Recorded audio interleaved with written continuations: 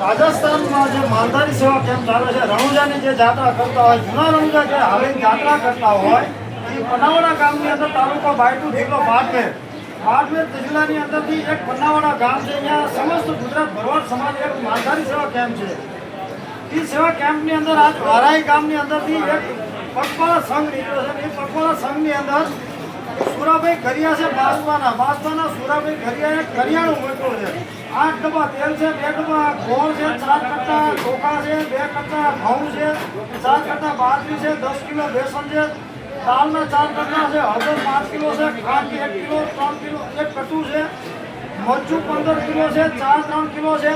એ હજારો કિલોમીટરથી જાત્રા કરતા હોય, ગુજરાતથી આવતું હોય, ઉઘાડા પૈકી આવતું હોય, સાયકલ લઈને આવતું હોય, ગાડી લઈને આવતું હોય, એવી જે પનાવાડાના પીરને જે ધજાયું ફડાકા મારતી હોય, એ ધજાની નેજાની હેઠળ જ્યાં હરિહર ચાલે છે, એ હરિહરની અંદર જ્યાં અંદાજ કર્યું છે, અને ભગવાન પનાવાડાનો પીર ખૂબ આપે, તમારી સંઘને ખૂબ ચડતી કળા રાખે, એવી અમારી પનાવાડાના પીરને પ્રાર્થના. બોલો રામા.